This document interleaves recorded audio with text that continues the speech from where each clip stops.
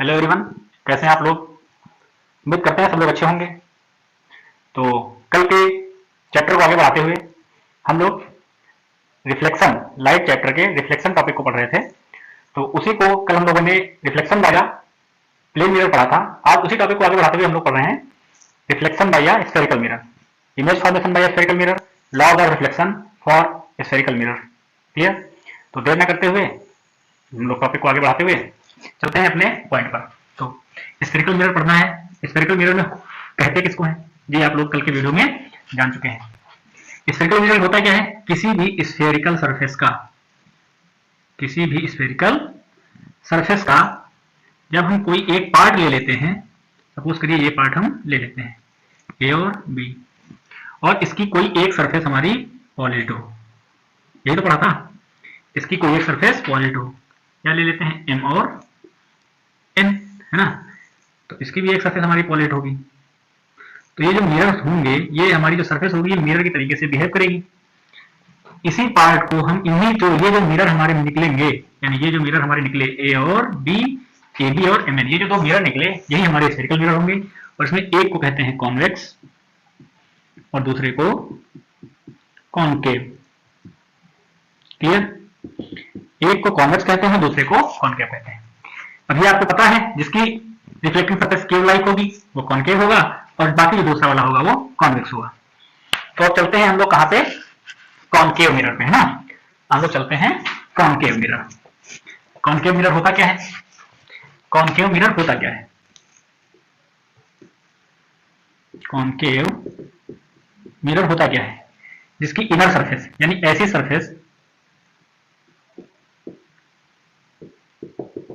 Reflecting surface is inward, ठीक, यानी bent inward. जिसकी रिफ्लेक्टिंग सरफेस अंदर की ओर बेंड होगी वो हमारा कॉनकेव मिरर होगा। ठीक। अब आपको कॉनकेव मिरर का पता चल गया, यानी ये भी एक स्फेरिकल मिरर का फर्स्ट टाइप है। ठीक, फर्स्ट टाइप हमारा हो गया स्फेरिकल मिरर का कॉनकेव मिरर। इसमें कुछ लॉज होते हैं स्फेरिकल मिरर के। ये कॉनकेव मिरर हो गया आपका, ये आपकी रिफ्लेक्टिंग सरफेस हो गई। ये आपकी प्रिंसिपल एक्सिस होती है। प्रिंसिपल एक्सिस क्या होता है आपको पता है। ये जो आपकी प्रिंसिपल एक्सिस होती है, तो इसका इस जो सर्किल था, यानी ये जो अपर्चर जिस सर्किल का पार्ट है उसका एक सेंटर भी होगा, जिसको आप सेंटर ऑफ कर्वेचर कहते हो।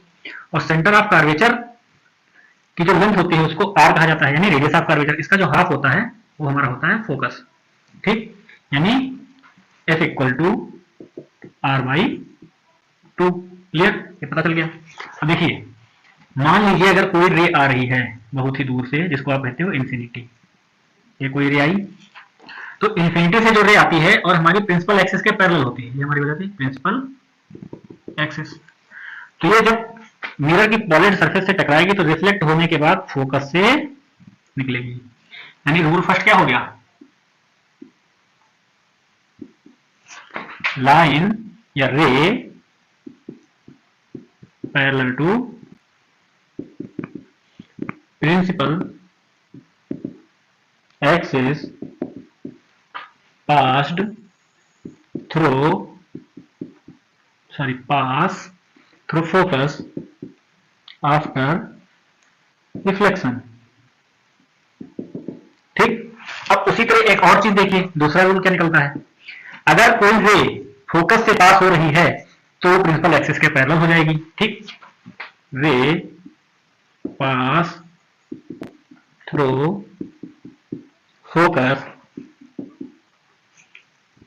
gets parallel to the principal axis after reflection। Clear. फिर थर्ड रूल क्या कहता है, थर्ड रूल ये कहता है कि रेडियस ऑफ कर्वेचर से पास होने वाली रे, जो रे रेडियस ऑफ कर्वेचर से पास होगी वो सेम डायरेक्शन में वापस हो जाएगी। क्लियर, यानी अगर कोई रे रेडियस ऑफ कर्वेचर से पास हो रही है तो ये उसी डायरेक्शन में वापस कर दी जाएगी, यानी सेम डायरेक्शन में बाउंस जाएगी, रिफ्लेक्ट हो जाएगी। यानी ray passing through centre of curvature reflect back to the same path. Clear? यानी कोई रे अगर सेंटर ऑफ कर्वेचर से पास हो रही है तो सेम पाथ पर रिफ्लेक्ट बैक कर दी जाएगी।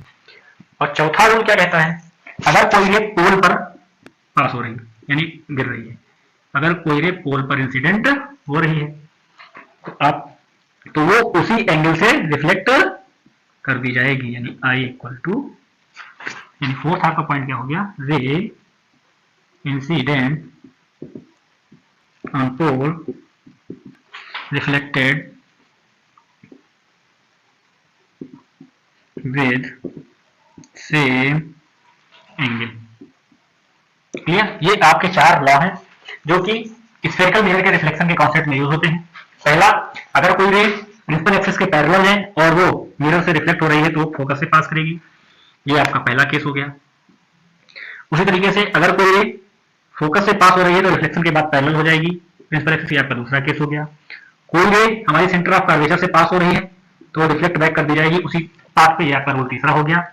और ये आपका रूल चौथा हो गया कि अगर कोई रे पोल पर इंसिडेंट हो रही है तो वो रे सेम उसी मैग्नीट्यूड एंगल के उसी मैग्नीट्यूड से रिफ्लेक्ट करके बाउंस बैक कर दी जाएगी, तो रिफ्लेक्ट कर दी जाएगी। ये आपके 4 रूल हो गए जो कि स्फेरिकल मिरर के कॉन्सेप्ट में यूज होते हैं। ठीक, तो ये समझ में आ गया। अब आते हैं image formation by concave mirror. Clear? Image formation by concave mirror, इसमें क्या होता है, आपको इमेज के बारे में पता है कि जहां भी इमेज रियल बनेगी वो इन्वर्टेड होगी और जहां भी इमेज डायरेक्ट बनेगी वो वर्चुअल होगी। और इमेज वही बनती है जहां पर 2 लाइट रे एक दूसरे को इंटरसेक्ट करती है ना। Image formation by concave mirror.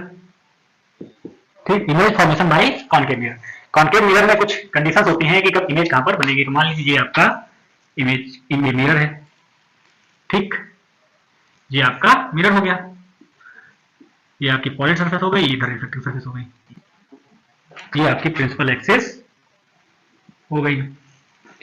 ये आपकी प्रिंसिपल एक्सिस हो गई तो ये आपका मान लीजिए फोकस हो जाएगा, तो ये आपकी सेंटर ऑफ कर्वेचर हो जाएगी। अब आपने क्या देखा कि जो भी इमेज वही बनेगी, कोई भी इमेज वही बनेगी जहां पर 2 रेज एक दूसरे में इंटरसेक्ट हो रही। तो पहली कंडीशन इसमें आती है when object is at infinity. मान लीजिए कहीं ऑब्जेक्ट इंफिनिटी पर है, ठीक, ये कोई ऑब्जेक्ट है जो कि इंफिनिटी पर है, अभी इंफिनिटी पर है तो एक रे यहां से आएगी प्रिंसिपल एक्सिस के पैरेलल आई और दूसरी रे यहां से आएगी, ये भी प्रिंसिपल एक्सिस के पैरेलल होगी। क्लियर? अब प्रिंसिपल एक्सिस के पैरेलल हुई तो आपको पता है कि जो भी रे प्रिंसिपल एक्सिस के पैरेलल होती है वो क्या होती है, रिफ्लेक्शन के बाद फोकस से पास होती है। तो ये पॉइंट आपका हो गया फोकस, तो ये लाइट रे यहां से पास होगी। क्लियर? तो ये आपका इमेज था एम एन। तो आपका इमेज कहां पर बनेगा, फोकस पे, यानी if object is at infinity. Clear? Object अगर इंफिनिटी पर है तो इमेज हमारा कहां बनेगा, फोकस पे बनेगा। ठीक, और इमेज का साइज क्या होगा, इमेज का साइज क्या होगा, इमेज का साइज जो होगा वो डिमिनिश्ड होगा। इमेज का साइज डिमिनिश्ड होगा। और एक और चीज भूल रहे हैं आप लोग, जो इमेज का साइज मिल गया, इमेज मिल गई, कंडीशन, यानी इमेज कैसा बनेगा, इमेज आपका जो बनेगा वो कैसा बनेगा, बताइए। इमेज आपका बनेगा real and inverted. Clear? Image real और इन्वर्टेड क्यों बनना है, क्योंकि यहाँ पर रेज आपकी एक्चुअल में मीट कर रही है, जबरदस्ती मीट नहीं कराई जा रही है, ये अपीयर नहीं हो रही है कि मीट हो रही है, यहाँ पर रेज मीट हो रहे हैं, इसलिए आपका नेचर ऑफ इमेज रियल और इन्वर्टेड होगा। पहली कंडीशन ये हो गई आपकी। फिर दूसरी कंडीशन क्या है, एक आपका मिरर, दूसरा है, ठीक, ये आपकी प्रिंसिपल एक्सिस पास हो रही जाएगी यहां से। अब ऑब्जेक्ट जो हो जाएगी वो कहां पे हो जाएगी, इन्फिनिटी, और पहली थी एट इंफिनिटी, अब दूसरी हो जाएगी between infinity and centre of curvature. तो ये आपका एफ हो जाएगा और ये आपका सी हो जाएगा। ये पॉइंट इन्फिनिटी था, अब ऑब्जेक्ट आपकी यहां पर प्लेस है। ठीक, अब ऑब्जेक्ट यहाँ पर प्लेस है तो ये लाइट आपकी आ गई, पैरेलल लाइट आएगी एक। अब जब पैरेलल आएगी तो ये फोकस से होकर के जाएगी, जो पैरेलल आएगी फोकस से होकर के जाएगी, और एक फोकस से भी तो जाएगी, एक फोकस से जाएगी तो वो पैरेलल हो जाएगी। क्लियर, एक फोकस से जाएगी तो पैरेलल हो जाएगी, तो आपका इमेज कहां बनेगा, आपका इमेज बनेगा यहां पर।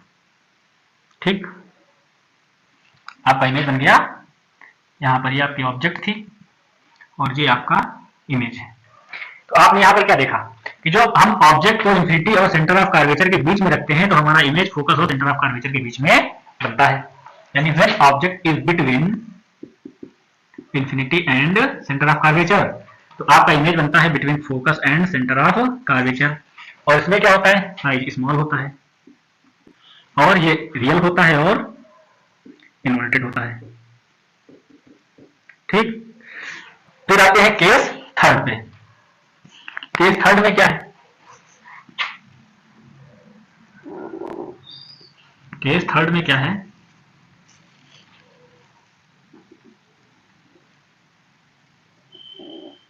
ना, केस थर्ड क्या था, केस थर्ड अब ऑब्जेक्ट हमारी कहां जाएगी, एट सेंटर ऑफ कर्वेचर। अब ये आपका एफ था और ये आपका सी हो गया। अब आपकी आ गई ऑब्जेक्ट आ गई सेंटर ऑफ कर्वेचर पर। तो आपको एक चीज पता है, पहली रे यहां से पैरेलल, तो वो तो पास हो जाएगी आपके फोकस से, है ना, और दूसरी रे जाएगी पास हो जाएगी हमारी फोकस से, दूसरी रे आपकी फोकस से पास होगी। तो जो दूसरी रे फोकस से पास होगी तो वो क्या हो जाएगी, प्रिंसिपल एक्सिस के पैरेलल हो जाएगी, है ना। तो जब प्रिंसिपल एक्सिस के पैरेलल हो जाएगी तो ये आपको मिलेगी कहां पर, ये बन जाएगा इमेज आपका बिल्कुल सेंटर ऑफ कर्वेचर पर। ठीक, यानी जहां पर ऑब्जेक्ट है वहीं पर हमारा इमेज है। ठीक, तो अब आपको यहां से क्या दिख रहा है कि जो अब एक लाइट रे ये गई तो ये रिफ्लेक्ट हो गई, एक लाइट रे ये गई तो ये रिफ्लेक्ट हो गई। ठीक, तो जब आपकी ऑब्जेक्ट सेंटर ऑफ कर्वेचर पर थी तो हमारा इमेज कहां बना, सेंटर ऑफ कर्वेचर पर। यानी when object is at centre of curvature तो इमेज कहां बनेगा, इमेज बनेगा हमारा सेंटर ऑफ कर्वेचर पर। अब साइज क्या हो जाएगा, सेम। तो जो हमारा इमेज का साइज होगा वो इमेज का साइज जो होगा वो ऑब्जेक्ट के साइज के इक्वल होगा, और हमारा जो इमेज होगा वो रियल और इन्वर्टेड होगा। क्लियर, तो ये आपके 3 रूल हो गए। अब आते हैं कहां पे, व्हेन ऑब्जेक्ट इज एट, जब ऑब्जेक्ट कहां थी, अभी तक सेंटर ऑफ कर्वेचर पर थी, अब हमारी ऑब्जेक्ट कहां पर आती है, अब हमारी ऑब्जेक्ट आ जाएगी सेंटर ऑफ कर्वेचर और फोकस के बीच में। ये आपका इमेज हो, मिरर हो गया। तो जो इमेज हमारी, अब ऑब्जेक्ट हमारी आ जाएगी सेंटर ऑफ कर्वेचर और फोकस के बीच में, हमारी ऑब्जेक्ट आ जाएगी यहां। तो आपने क्या देखा है कि जो भी आप लाइट रे पैरेलल होती है फोकस से पास होगी, तो जो भी लाइट रे हमारी पैरेलल आएगी वो हमको फोकस से पास हो जाएगी। ठीक, पैरेलल आएगी तो फोकस से पास हो जाएगी। और एक चीज और आपको पता है ना,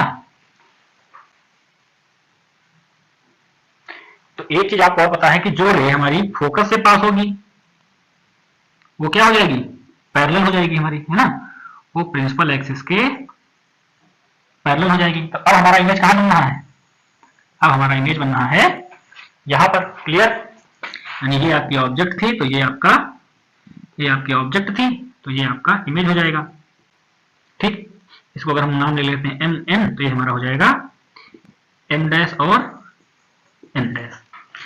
अब आप यहां पर क्या देख रहे हैं कि हमारी जो इमेज है वो ऑब्जेक्ट के साइज से बड़ी हो गई। तो यहां से क्या निकला, when object is between C and F, जब सेंटर ऑफ कर्वेचर और फोकस के बीच में होती है तो हमारा इमेज कहां बनता है, between infinity and C, centre of curvature और इंफिनिटी के बीच में बनता है। अब यहां पर इमेज जो होगी वो ग्रेटर देन होगी ऑब्जेक्ट से और रियल बनेगी और इन्वर्टेड बनेगी। जहां भी रियल होगा वहां पर इन्वर्टेड अपने आप लग जाएगा, क्योंकि हमेशा रियल ऑब्जेक्ट इन्वर्टेड ही बनती है। क्लियर, तो ये 4 आपको ऊपर समझ में आ गए। अब आते हैं फिफ्थ पे। फिफ्थ में क्या है, अभी तक आपने देखा कि आपकी ऑब्जेक्ट जो थी वो सेंटर ऑफ कर्वेचर और फोकस के बीच में थी। अब आते हैं जब हमारी ऑब्जेक्ट आ जाती है फोकस पे, यानी फिफ्थ केस बनता है जब ऑब्जेक्ट आती है फोकस। तो ये ये आपका मिरर हो गया, ये आपका मिरर हो गया, यहां से आपकी प्रिंसिपल एक्सिस पास हो रही है, क्लियर, यहां से प्रिंसिपल एक्सिस पास हो रही है, और ये आपका एफ है और ये आपका सी है। अब आपकी ऑब्जेक्ट आ गई यहां पर, ठीक। और जब आपकी ऑब्जेक्ट यहां पर आ जाएगी तो एक लाइट रे तो पैरेलल जाएगी और ये पास हो जाएगी फोकस से, ठीक, क्लियर, एक लाइट रे पैरेलल जाएगी और ये पास हो जाएगी फोकस से, और दूसरी जो होगी वो हमारी जाएगी वो पोल पे जाएगी, और जो पोल से जाएगी वो आपकी कहां जाएगी, जो पोल से जाएगी तो जिस एंगल से आई होगी उसी एंगल से रिफ्लेक्ट कर दी जाएगी, क्लियर। तो जितनी जिस एंगल से आई जब उसी एंगल से रिफ्लेक्ट कर दी जाएगी, तो हमारी इमेज आप यहां पर देख रहे हैं कि बिटवीन डिस्टेंस इस वाली रे के बीच में और इस वाली रे के रिफ्लेक्टेड रे के बीच में डिस्टेंस बराबर है, तो हमारा इमेज कहां पर बनेगा, ये कहीं भी मीट नहीं कर रही है, अगर आगे आप बढ़ाओगे तब भी बढ़ती चली जाएंगी, पीछे आप बढ़ाओगे तब भी बढ़ती चली जाएंगी, यानी इनके बीच की डिस्टेंस हर जगह बराबर है। तो अब यहां पर क्या है, तो हमारा इमेज जो बनेगा वो एट इंफिनिटी बनेगा, यानी when is object at focus, जब आपकी ऑब्जेक्ट पर आ जाएगी तो ये जब आपकी रे यहां से आएगी और ये आपके, तो आपका इमेज कहां पर बनेगा, इंफिनिटी पर बनेगा, यानी when is object is at F, object is at F, जब आपकी ऑब्जेक्ट फोकस पर होगी तो हमारा इमेज कहां बनेगा, एट इंफिनिटी। अब देखिए कि जब इंफिनिटी पे थी तो फोकस पे बनना, जब फोकस पे है तो इंफिनिटी पे बनना, और इमेज जो होगा हमारा आई इज ग्रेटर देन ओ, बड़ा होगा, लार्ज होगा और इन्वर्टेड होगा, ठीक। फिर आते हैं जब हमारी object between F and P हो, ठीक। अब आते हैं हमारी ऑब्जेक्ट जो पोल और फोकस के बीच में रखी हो, है ना, object between pole and focus, ये आते हैं हमारा सिक्स्थ और last case of a concave mirror, यानी ऑब्जेक्ट जब हमारी, ये आपका पोल होता है, ये आपका फोकस होता है, ये आपका सी, जब ऑब्जेक्ट आपकी यहां कहीं पर रखी हो, अब ऑब्जेक्ट यहां कहीं पर रखी होगी तो क्या होगा, एक पैरेलल आएगी तो ये तो फोकस से होकर निकल जाएगी, ठीक, और एक इधर आएगी तो ये जिससे आएगी उसी से निकलती चली जाएगी। अब आप क्या देख रहे हैं कि यहां पर जो आपकी रिफ्लेक्टेड रे हैं इनके बीच में आगे बढ़ाने पर गैप हमारा बढ़ता चला जा रहा है, यानी इस डायरेक्शन में ये तो कहीं भी मिलने वाली नहीं है, ठीक। ये जब इधर कहीं मिलने वाली नहीं है तो इनको क्या करेंगे, इनको अपेरेंटली बढ़ाएंगे बैक साइड में, इनको जो अपेरेंटली बैक साइड में बढ़ाओगे तो ये यहां कहीं पर मीट करेंगे, तो हमारा इमेज जो होगा बैक साइड के मिरर पर बनेगा। तो मिरर के बैक साइड बनना और कैसा बनना है, इरेक्ट बनना है। आपको पता है कि जब इमेज इरेक्ट बनता है तो वर्चुअल इमेज होता है। वर्चुअल इमेज क्यों होता है, क्योंकि लाइट रेज एक्चुअल में मीट नहीं कर रही होती, उन्हें मीट कराया जाता है। यहाँ पर अपीयर हो रहा है, ऐसा अपीयर हो रहा है कि यहाँ पर मीट हो रहा है। तो when object is between pole and focus, तो हमारा जो इमेज बनेगा वो बनेगा लार्ज, और कहां बनेगा, at back side of mirror. Mirror के बैक साइड बनेगा, इमेज लार्ज बनेगा, कैसा बनेगा, वर्चुअल एंड इरेक्ट। ये 6 केसेस थे जो हमारे कॉन्केव मिरर के रिफ्लेक्शन और इमेज फॉर्मेशन के केस में आते हैं। तो आपको क्या पता है कि जब ऑब्जेक्ट इंफिनिटी पर होती है तो हमारा इमेज फोकस पर बनता है, जब हमारी ऑब्जेक्ट फोकस पर होती है तो हमारा इमेज इंफिनिटी पर बनता है। क्लियर। फिर जब आपकी ऑब्जेक्ट सेंटर और सेंटर ऑफ कर्वेचर और इंफिनिटी के बीच में होती है तो इमेज फोकस और सेंटर ऑफ कर्वेचर के बीच में बनता है। उसी तरह जब हमारी ऑब्जेक्ट सेंटर ऑफ कर्वेचर और फोकस के बीच में होती है तो हमारा इमेज जो होता है वो इंफिनिटी और सेंटर ऑफ कर्वेचर के बीच में बनता है। ठीक, जब इंफिनिटी पर थी तो फोकस पे बना, जब फोकस पे था तो इंफिनिटी पर बना। इंफिनिटी और कर्वेचर के बीच में है तो फोकस और सेंटर ऑफ कर्वेचर के बीच में इमेज पहुंच गया। यानी आप इमेज को इधर बढ़ाते जाओगे तो आप इमेज को राइट साइड में बढ़ाओगे तो आपका जो आप ऑब्जेक्ट को राइट साइड में बढ़ाओगे तो इमेज आपका लेफ्ट साइड में बढ़ता चला जाएगा। लेकिन जो लास्ट केस होता है उसमें आप ऑब्जेक्ट यानी जब पोल और फोकस के बीच में जब इमेज ऑब्जेक्ट हमारी आ जाती है तो हमारा इमेज मिरर के बैक साइड में चला जाता है। क्लियर। तो इतना समझ में आ गया। जब ये एक दूसरे के कॉम्प्लीमेंट्री हैं, ठीक है, जैसा जिस तरीके का ये काम इधर कर रहा है सेम उसी तरीके का ये काम जैसा ये कर रहा है उसका उल्टा ये कर रहा है। ये दो केस जो होते हैं एक दूसरे के कॉम्प्लीमेंट्री कह सकते हैं आप। ठीक, ये एक अकेला ये केस है जो आपसे एग्जाम में पूछा जा सकता है। क्लियर? ये केस आपके एग्जाम के पॉइंट ऑफ व्यू से बहुत ही ज्यादा इंपॉर्टेंट होता है। जितने भी क्वेश्चन होते हैं लगभग यहां से या फिर आपके यहां से बनते हैं। ये दो पॉइंट है जो आपके एग्जाम के पॉइंट ऑफ व्यू से बहुत इंपॉर्टेंट होते हैं। तो आपने देखा क्या, जहां जहां पर रियल इमेज बनना था वहां इन्वर्टेड था, लेकिन जहां पर वर्चुअल बना वहां पर इरेक्ट हो गया। क्लियर? अब आते हैं image formation by the convex mirror. अब आते हैं image formation by convex mirror.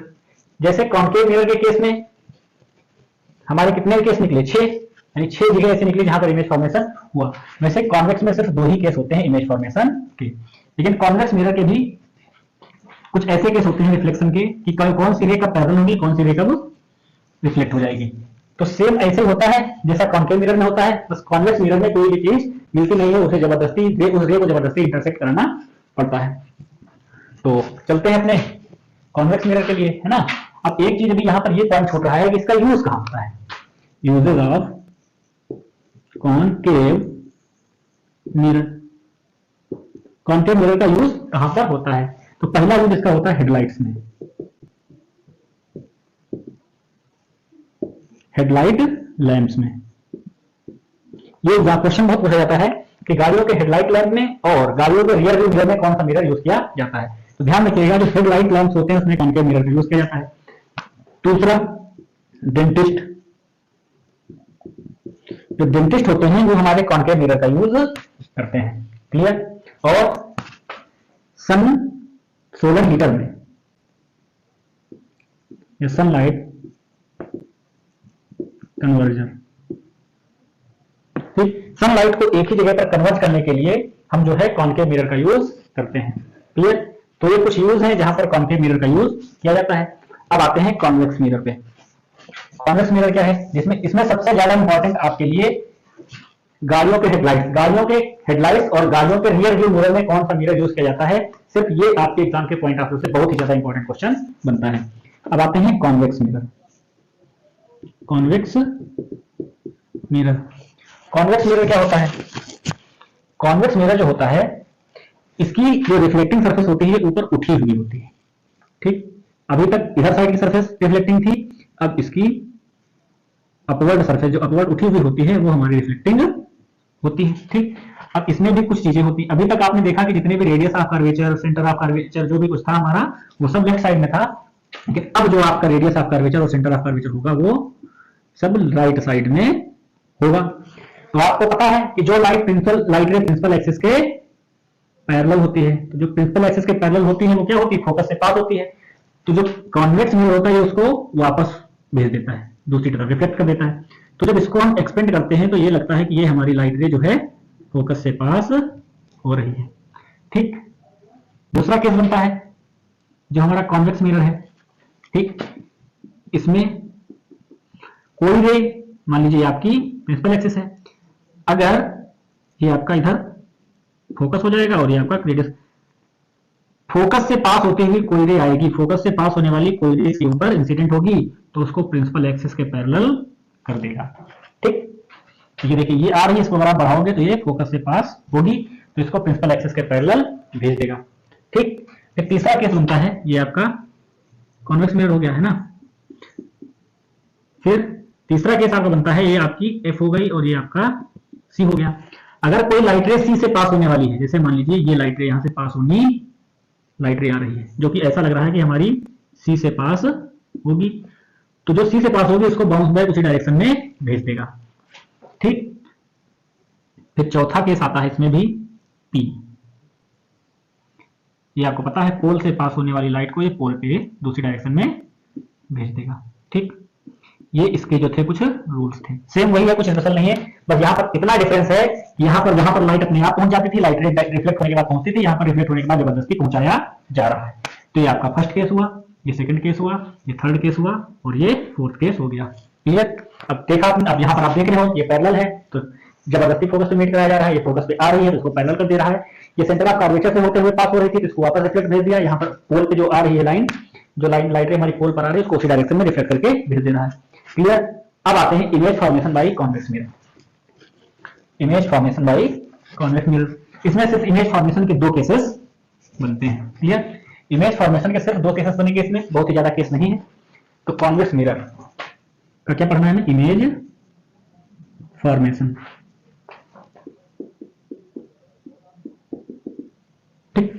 अब इमेज फॉर्मेशन में क्या है, इसमें सिर्फ दो केसेस होते हैं, जब ऑब्जेक्ट इन्फिनिटी पर होती है और दूसरी जब ऑब्जेक्ट पोल और इन्फिनिटी के बीच में होती है। तो आपका एक बन गया ये कॉन्वेक्स मिरर और दूसरा बन गया ये, ठीक। ये आपका हो जाएगा फर्स्ट केस और ये आपका हो जाएगा सेकंड केस। ये आपकी हो जाएगी प्रिंसिपल एक्सिस, ये आपकी प्रिंसिपल एक्सिस हो जाती है, इधर ये आपकी प्रिंसिपल एक्सिस हो जाती है, ठीक। ये आपका पोल हो जाता है, ये आपकी फोकस हो जाएगी, ये आपका सेंटर ऑफ कर्वेचर हो जाएगा, इधर ये आपका फोकस हो जाएगा, इधर ये आपका सेंटर ऑफ कर्वेचर हो जाएगा। अब कह रहा ऑब्जेक्ट इन्फिनिटी पर है, मान लीजिए ये आपकी ऑब्जेक्ट है, सॉरी केस फर्स्ट है, जब ये ऑब्जेक्ट आपकी इन्फिनिटी पर होती है, ऑब्जेक्ट इन्फिनिटी पर है, तो ऑब्जेक्ट इन्फिनिटी पर है तो ये क्या होगी, ये आ जाएगी आपकी पैरेलल आएंगी लाइट रेज। जब लाइट रे पैरेलल आएंगी तो इनको ये क्या कर देगा, रिफ्लेक्ट कर देगा इधर, और इधर ये लाइट रे पैरेलल आएगी, इसको रिफ्लेक्ट कर देगा इधर। तो जब आप इसको बढ़ाओगे तो देखो ये लग रहा है यहां पर मीट हो रही है, ठीक।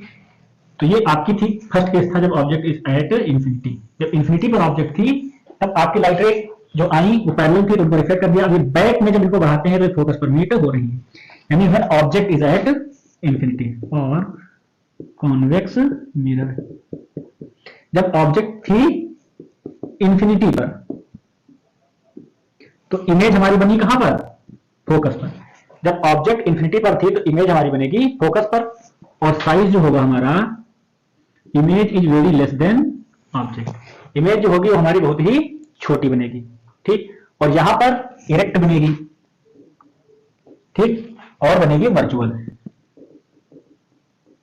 इरेक्ट और वर्चुअल, ठीक। तो पहला केस यहां पर इरेक्ट और वर्चुअल क्यों बन रही है, आपको पता है कि जितनी भी इमेजेस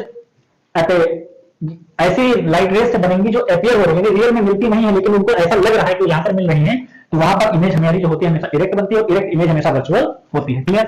फिर दूसरा केस आता है जब ऑब्जेक्ट हमारी कहां पर होती है, between focus and between pole and infinity, यानी सेकंड केस आता है बिटवीन पोल एंड इन्फिनिटी। तो ये आपका पोल है और ये आपकी इन्फिनिटी है। अब ऑब्जेक्ट आपकी आ गई यहां, जब ऑब्जेक्ट यहां हो गई तो पैरेलल हो जाएगी, है ना।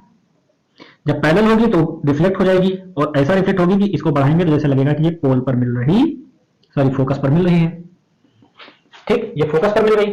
अब जब फोकस पर मिलेगी तो हमारी इमेज कहां बनेगी, हमारी इमेज कहां बनेगी बताइए। अब एक लाइट रे हमारी यहां से भी तो पास होगी, क्योंकि इमेज फॉर्मेशन के लिए मिनिमम 2 लाइट रे का पास होना जरूरी है, और ये हमारी रिफ्लेक्ट हो जाएगी, ठीक। अब ये रिफ्लेक्ट, इसको जब आप बढ़ाओगे तो ये बन रही है कुछ यहां पर इंटरसेक्ट हो रहा है। तो ये आपका ऑब्जेक्ट था, ये भी आपका ऑब्जेक्ट था, ये आपका इमेज बनेगा यहां पर, तो यहां पर आपका इमेज बनेगा, ठीक। और इमेज जो बनेगा वो कुछ ऐसा बनेगा, है ना। तो जो इमेज बनेगा वो कैसा बनना, आप देख रहे हो कि यहां पर इमेज बनना है, ये कैसा बनना है, ऑब्जेक्ट से छोटा बनना है, यानी when object is at between pole and infinity, तो हमारी इमेज कहां पर बननी है, बिटवीन पोल एंड फोकस। और हमारा इमेज जो है वो छोटा है किससे, ऑब्जेक्ट से, और इरेक्ट बनना है और वर्चुअल, ठीक। ये दो केसेस थे जो कॉन्वेक्स मिरर के केस में आते हैं। अब आपका उसी तरीके से, जिस तरीके से कॉन्केव मिरर पूछा था उसी तरीके से पूछ सकता है यूजेस ऑफ कॉन्वेक्स मिरर। तो कॉन्वेक्स मिरर के यूज क्या होते हैं,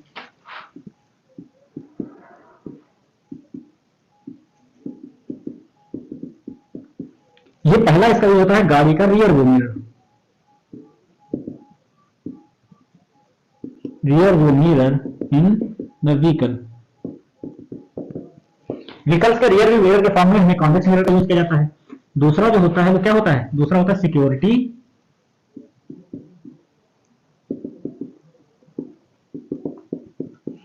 मिरर के फॉर्म में यूज करता है। अब देखिए ये सिक्योरिटी के फॉर्म में क्यों यूज किया, सिक्योरिटी मिरर के फॉर्म में क्योंकि ये बाहर से इसकी पॉइंट सरफेस कर्व है, यानी ये अगर देखना जहां से देखा जाए तो ये बहुत बड़ा एरिया, इसका व्यू जो होता है वो बहुत ही बड़ा होता है, तो बहुत ही ज्यादा ऑब्जेक्ट, बहुत ही ज्यादा एरिया को एक छोटे से एरिया में दिखा सकता है। अगर ये आपका मिरर है तो इसके लिए, यानी यहां पर अगर आप ले लो इतने व्यू को वो इतनी जगह में दिखा देगा। तो इसका व्यू एरिया बहुत ही ज्यादा होता है, इसलिए सिक्योरिटी मिरर के फॉर्म में इसको यूज किया जाता है। यानी जहां पर ये लगा होगा वहां से वो बहुत ज्यादा एरिया कवर करके आपको दिखा देगा, इसीलिए रियर व्यू मिरर यूज किया जाता है, क्योंकि ये पीछे का एरिया बहुत ज्यादा कवर कर लेना, बहुत बड़े व्हीकल को भी एक छोटी सी जगह में ये दिखा देता है, इसलिए इसके दो सबसे ज्यादा स्पेशल यूज है। यही आपके एग्जाम के पॉइंट ऑफ व्यू से ये आपका भी सबसे ज्यादा इंपॉर्टेंट है। फिर आते हैं अब आपका रिफ्लेक्शन इमेज फॉर्मेशन यहां पर कंप्लीट होता है। अब आगे बढ़ते हुए चलते हैं हम अपने रिफ्रैक्शन के टॉपिक पर, है ना। अब रिफ्रैक्शन के टॉपिक पर चलने से पहले हम न्यू कार्टेशियन फार्मूला देख लेते हैं, है ना। न्यू कार्टेशियन फार्मूला क्या होता है? न्यू कार्टेशियन फार्मूला आप लोग कार्टेशियन फार्मूले के फॉर्म में इसको जानते होंगे। ये कोई स्पेशल चीज नहीं है, लेकिन अगर आप इसको जानते नहीं है तो आप ये कह सकते हैं कि आप जो है लाइव चैप्टर में कैलकुलेशन के साथ साथ बहुत सी चीजों में बहुत कैलकुलेशन के साथ रिफ्लेक्शन और रिफ्लेक्शन में बहुत सारी गलतियां कर सकते हैं। तो न्यू कार्टेशियन फार्मूला क्या होता है? New Cartesian formula, new Cartesian formula क्या होता है? ये आपकी एक्स एक्सिस होती है और ये आपकी वाई एक्सिस होती है ना। ये एक्स एक्सिस आपकी हो गई और ये वाई एक्सिस हो गई, ये वाई डैश होती है और ये एक्स डैश होता है। आपको ये पता है कि जब हम लेफ्ट साइड में जाते हैं तो वैल्यू नेगेटिव होती है और जब राइट साइड में आते हैं तो वैल्यू पॉजिटिव होती है। अगर यहां पर मिरर रखा जाए कोई भी, ठीक, ये आपका मान लेते हैं मिरर हो गया, ये आपका कॉनकेव भी हो सकता है, कॉन्वेक्स भी हो सकता है। तो अब आप यहां पर ऑब्जेक्ट होगी, जब यहां पर ऑब्जेक्ट होगी तो आप नंबर लाइन में क्या पढ़ते हो? जितने भी नंबर लेफ्ट साइड में होते हैं वो सारे नेगेटिव होते हैं। तो हमेशा जो ऑब्जेक्ट से, यानी ये पोल होता है आपका, पोल से ऑब्जेक्ट की डिस्टेंस को हम यू कहते हैं। तो इससे एक चीज निकल के आती है, यू हमेशा नेगेटिव होता है। क्लियर? अब तो यहां पर अब इमेज की बात आ गई, है ना। और इमेज तो इमेज जो होती है अगर इस कंडीशन में बनती है तो आपकी बड़ी बन रही है, यानी इरेक्ट बन रही है। अगर इस कंडीशन में बन रही है तो आपकी इन्वर्टेड बन रही है ना। लेकिन उसी तरीके से अगर इमेज आपकी इस तरफ बन रही है तो यहां पर आपका v जो हो जाएगा वो निगेटिव हो जाएगा, ठीक। और उसी तरीके से अगर इमेज इधर बन रही है तो v आपका पॉजिटिव हो जाएगा। यहां पर अगर यानी राइट साइड में बन रही है तो v पॉजिटिव होगा, लेफ्ट साइड बन रही है तो v निगेटिव होगा। क्लियर? यानी अगर आपकी इस फॉर्म बन रही है तो आपका इन्वर्टेड इमेज हो जाएगा, ठीक। फोकस, जब फोकस आपका इस तरफ लाई करेगा, यानी फोकस जब आपका इस कंडीशन में लाई करेगा तो ये आपका नेगेटिव होगा, और फोकस जब इस कंडीशन में लाई करेगा तो आपका पॉजिटिव होगा। ये था न्यू कार्टेशियन फार्मूला, ठीक। ये इससे ये बताता है कि आपको अगर वैल्यू किस तरीके के फॉर्म में रखनी है। यू तो हमेशा नेगेटिव होता है, लेकिन अगर कॉन्वेक्स और कॉन्केव मिरर हो गया तो आपकी radius of curvature, centre of curvature की डिस्टेंस या रेडियस ऑफ कर्वेचर और फोकल लेंथ, ये सब हमारी मिरर की चेंज हो जाती है। क्लियर? तो ये था आपका न्यू कार्टेशियन फार्मूला। अब इसके बाद आते हैं हम अपने रिफ्रैक्शन पे। रिफ्रैक्शन क्या होता है? Refraction, what is refraction? अब आते हैं रिफ्रैक्शन पे।